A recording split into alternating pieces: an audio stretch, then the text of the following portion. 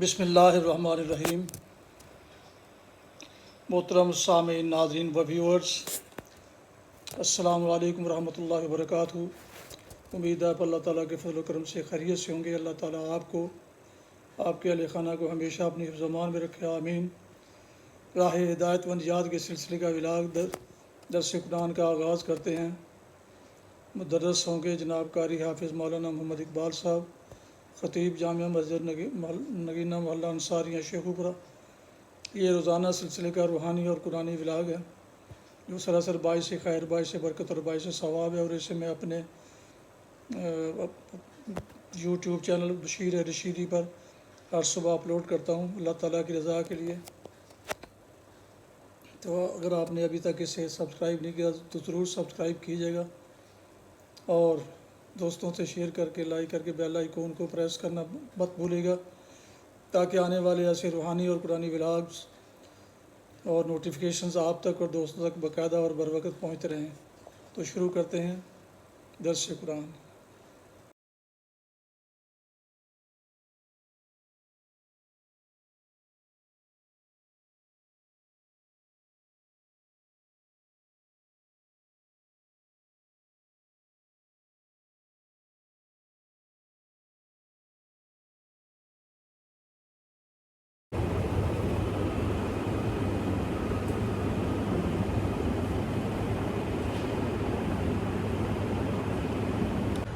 الحمدللہ وقفا والصلاة والسلام علی من لا نبی بعدہ، ما بعد فاعوذ باللہ من الشیطان الرجیم، بسم اللہ الرحمن الرحیم۔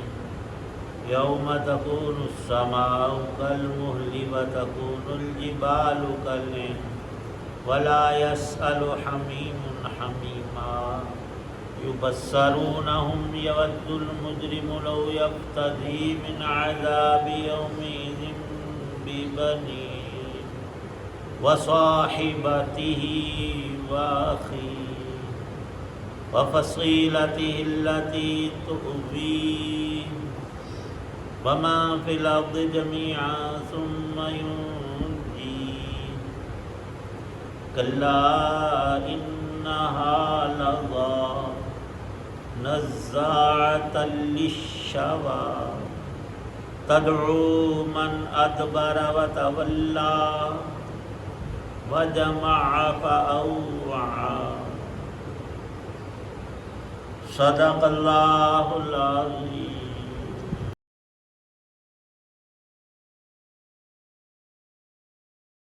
وہ عذاب اس دن ہوگا جب آسمان تیل کی تلچھٹ کی طرح ہو جائے گا اور پہاڑ رنگین روئی کی طرح ہو جائیں گے، اور کوئی جگری دوست کسی جگری دوست کو پوچھے گا بھی نہیں، حالانکہ وہ ایک دوسرے کو دکھا بھی دیے جائیں گے۔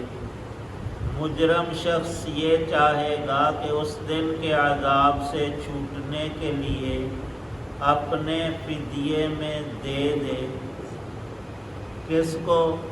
اپنے بیٹے اور اپنی بیوی اور اپنا بھائی اور اپنا وہ خاندان جو اسے پناہ دیتا تھا، اور زمین کے سارے باشندے، پھر ان سب کو فدیے میں دے کر اپنے آپ کو بچا لے، لیکن ایسا ہرگز نہیں ہو سکے گا۔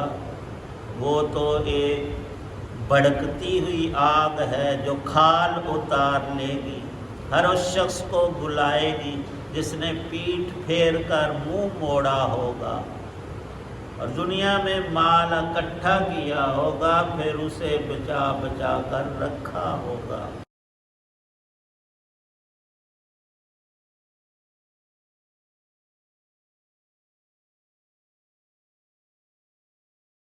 سورۃ المعارج کی آیات 8 تا 18 ہیں۔ پچھلی 7 آیات میں اللہ تعالی شانہ نے ان بد نصیب لوگوں کا مذکور فرمایا ہے جو وقوع آخرت کو سرے سے مانتے نہیں تھے اور دیدہ دلیری ان کی تکبر کی اور سرکشی کی حالت یہ تھی کہ ہم پر ابھی عذاب لایا جائے، ہمیں ڈھیل نہ دی جائے۔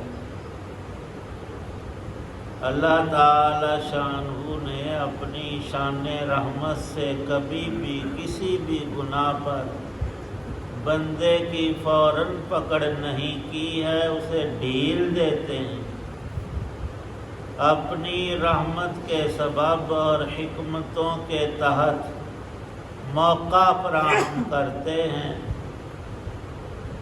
اور یہ ڈھیل ایک مرتبہ نہیں، بار بار بار بار اور سال ہا سال تک،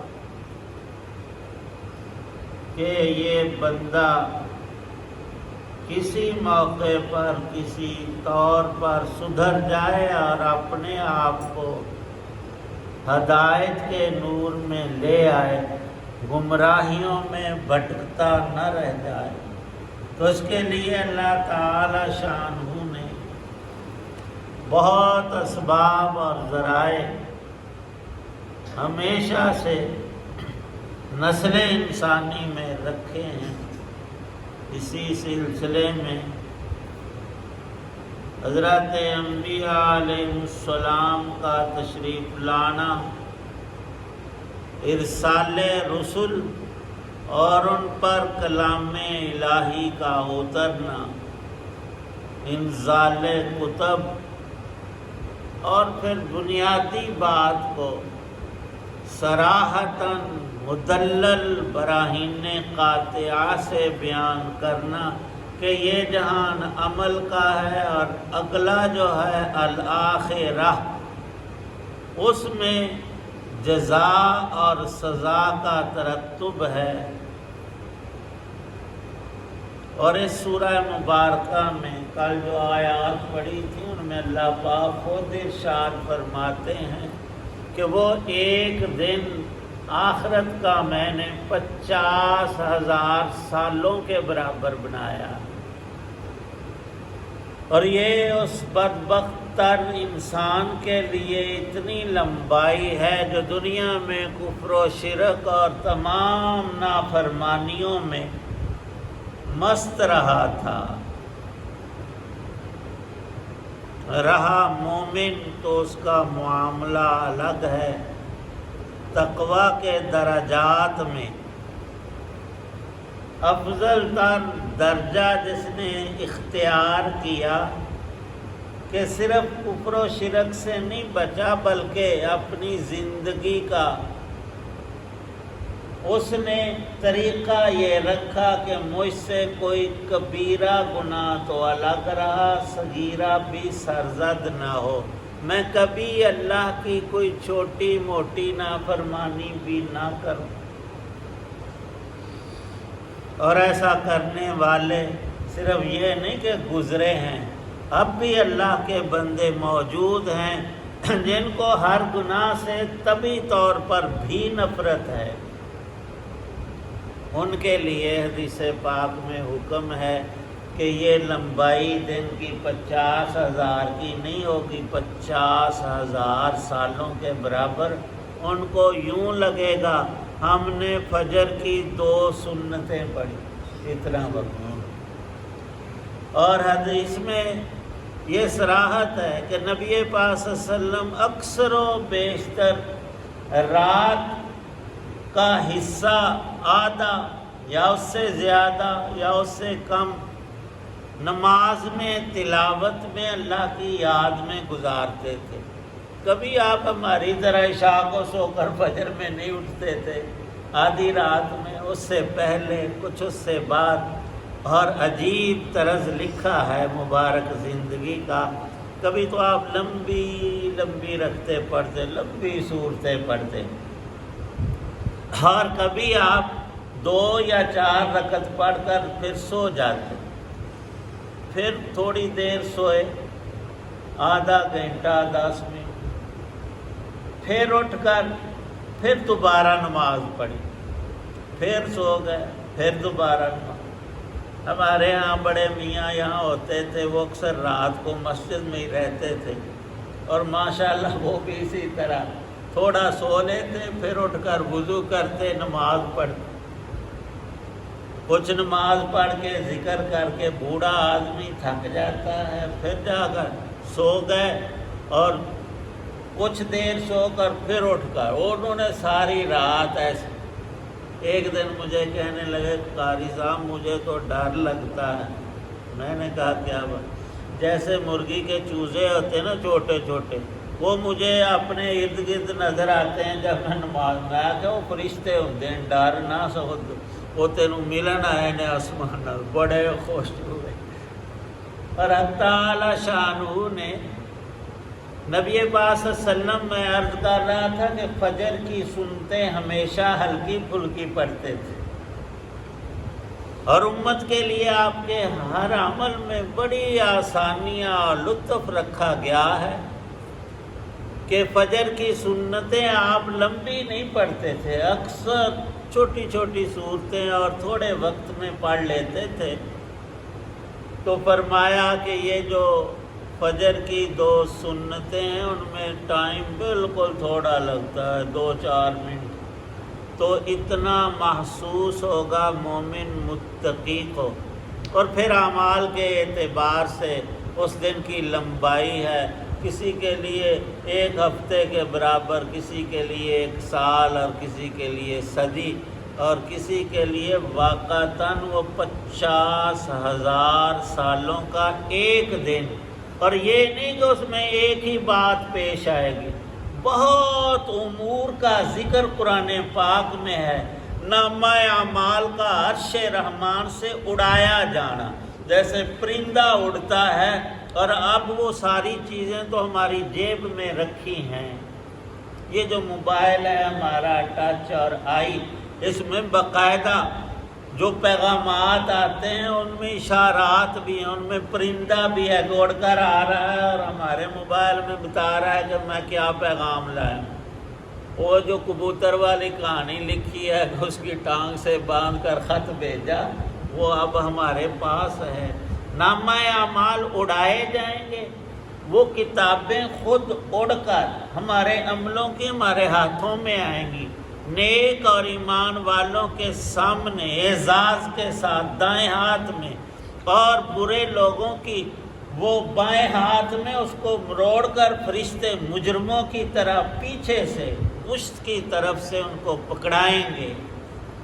اللہ تعالی شانہ ارشاد فرماتے ہیں کہ نبی پاک صلی اللہ علیہ وسلم سے فاصبر صبرا جمیلا، یہ جو آپ کی باتوں کو اور اللہ کی وحی اور پیغامات کو جھٹلانے والے، اکڑنے والے، نہ ماننے والے، ان کی سزا کتنی سخت ہے، ابھی آپ صبر کریں۔ اور صبر میں فرمایا کہ جمیلاً، خوبصورتی سے، دل میں بھی تنگی پیدا نہ ہو۔ صبر کا اصلی معنی یہ لکھا ہے انہم یرونہ بعیدا، کافر لوگ اس کو ناممکن کہتے ہیں، قیامت کو بہت دور کی باتیں جو ہوں گی نہیں۔ اللہ پاک فرماتے ہیں کہ نراہ قریبا، میرے تو سامنے ہر چیز ہے، وہ تو بالکل تمہارے قریب سے قریب تر آ گیا ہے۔ وہ دن کیا ہوگا اس میں جو ابھی آیتیں پڑھی، یوم تکون السماء کالمہل، آسمانوں، زمین کی، پہاڑوں کی حیت بدل جائے گی۔ یہ بڑے بڑے پہاڑ، اوپر چوٹی دیکھتے ہوئے ٹوپی گر جاتی ہے، میلوں اونچائی ان کی، ہزاروں فٹ۔ اس دن یہ اپنی مضبوطی اور اونچائی یہ کھو دیں گے، ریت کی طرح سے اور دھنکی ہوئی اون کی طرح سے بے وزن ہو جائیں گے۔ ولا یسأل، عجیب مضمون قرآن کے اس موقع میں ہے کہ کوئی جگری دوست بھی اپنے دوست کو پوچھے گا نہیں۔ یہاں تو ہم بہت کچھ پوچھتے ہیں، کیا حال ہے بچوں کا، کیا حال ہے، صحت کیسی ہے، اور فلاں کاروبار کیسے.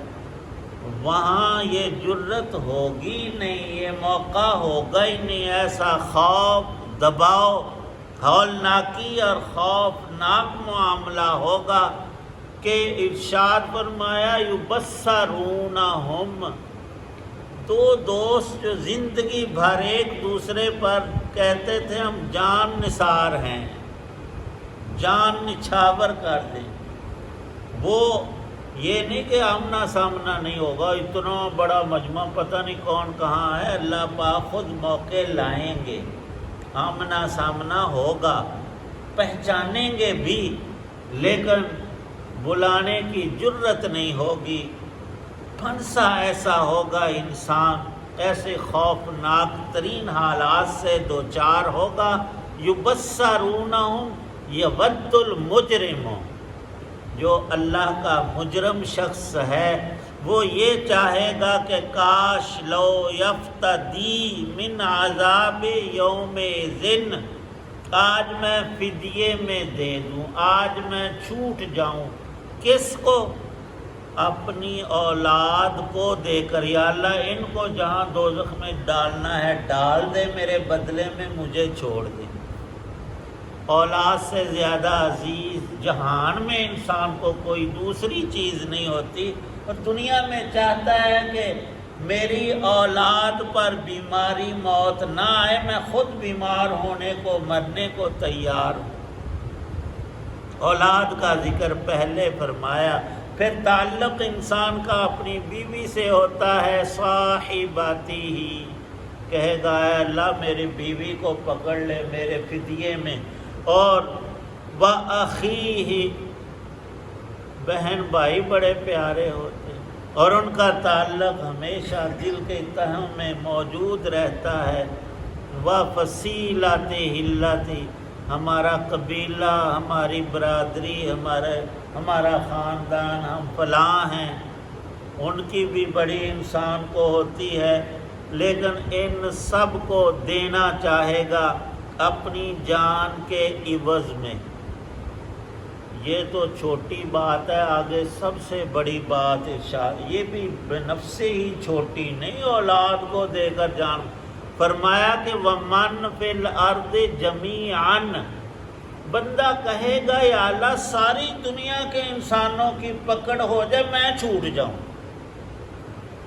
وَمَنْ فِي الْأَرْضِ جَمِيعًا، پھر کیا ہو، ثُمَّ يُنْجِي، میری نجات ہو جائے.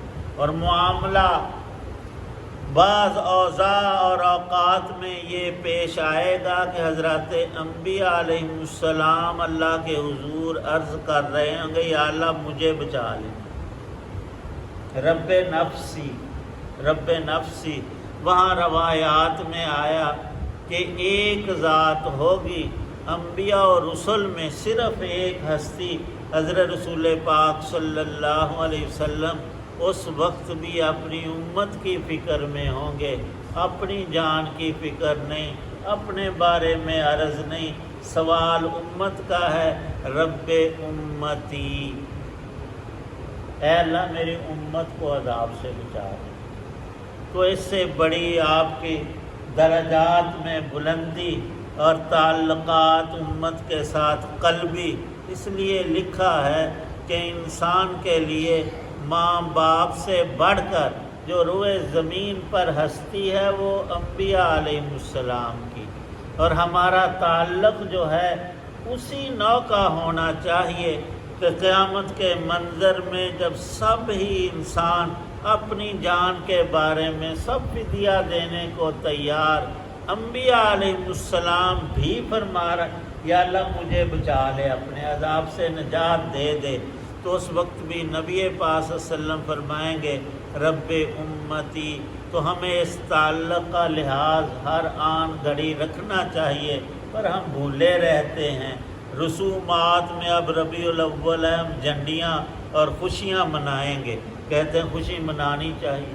تو کیا اسلام میں خوشی کا کوئی طریقہ نہیں ہے اور کرنے والے کرتے ہیں. وہ 1.25 لاکھ درود شریف پڑھتے ہیں، وہ تو کم موقع ہے. تو کھا پی کے دیکھا پکا کے چڈیاں نال ذرا میلا مولا لا کے وہ کم سو. حالانکہ شرعی مسائل میں یہ نہیں کہ فلاں کے مکتبہ فکر فلانا ہے اور فلاں یہ ہے اس کا نہیں، بنیادی طور پر مسائل کی جو کتابیں ہیں اور اہل علم میں کوئی شخص بھی صاحب علم ہو کسی بھی وہ ان چیزوں کی اجازت نہیں دیتا. یہ ساری رسمیں ہندوؤں کی، عیسائیوں کی، سکھوں کی، غیر مسلمانوں کے لیے نہیں ہے. ہمارے لیے تو سیدھا اور ہدایت کا طریقہ اور ایمانیات سے تعلق ہے کہ ہم نیکی میں آگے بڑھیں. اور نبی پاک صلی اللہ علیہ وسلم کی اسی سے آنکھیں ٹھنڈی ہوتی ہیں کہ میرا امتی جو ہے وہ نیکوکار بن کر آئے، بدکار اور سیاہکار نہ رہے کہ کل پچھتانا پڑے. اللہ پاک صحیح سمجھ.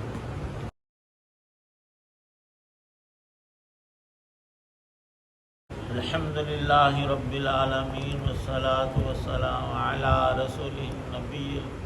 ربنا ظلمنا انفسنا وان لم تغفر لنا وترحمنا لنكونن من الخاسرین. اللهم انك عفو تحب العفو فاعف عنا.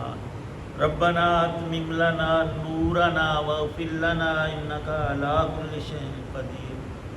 اللهم اغفر للمؤمنين والمؤمنات الاحياء منهم والاموات. صلی اللہ تعالی علی خیر خلقہ محمد وعلی آلہ وصحبہ واہل بیتہ.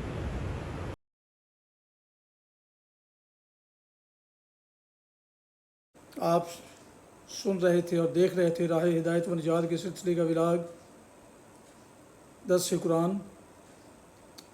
آج کے درس میں سورہ المعارج کی آیات مبارکہ 8 تا 18 کی تلاوت، ترجمہ و تفسیر بیان کی گئی. مدرس تھے جناب مولانا محمد اقبال صاحب، اور اسے میں نے اپنے یوٹیوب چینل بشیر رشیدی سے آپ کی خدمت میں پیش کیا. یہ روزانہ سلسلے کا ولاگ ہے جو سراسر باعث خیر، باعث برکت اور باعث ثواب بھی. لہٰذا اسے اگنور مت کیجیے، اور اگر آپ نے ابھی تک اسے سبسکرائب نہیں کیا تو ضرور اس چینل کو سبسکرائب کیجیے گا. آخر میں بیل آئیکن کو پریس کرنا مت بھولیے گا. اللہ تعالیٰ آپ کا حامی و ناصر ہو. اللہ تعالیٰ آپ کو، آپ کے لکھانہ کو ہمیشہ اپنی حفظ و امان میں رکھے. آمین. اپنا بہت خیال رکھیے گا. اپنی دعاؤں میں پاک وطن، والدین، آباء و اجداد، اعزاء کار اور دوستوں کے علاوہ اس ناچیز کو بھی ہمیں شامل فرمائیں تو انتہائی شکر گزار ہوں گا. آج کا ولاگ اس دعا کے ساتھ ختم کرتے ہیں کہ اے پروردگار، میرے دوستوں کو، میرے بھائی خاتون کو ہمیشہ اپنی حفظ و امان میں رکھیں، اور اللہ تعالیٰ آپ کو، آپ کے لکھانہ کو بھی ہمیشہ خوش رکھے، آباد رکھے، شاداب رکھے. آمین. السلام علیکم ورحمۃ اللہ وبرکاتہ. پاکستان زندہ باد. اللہ حافظ.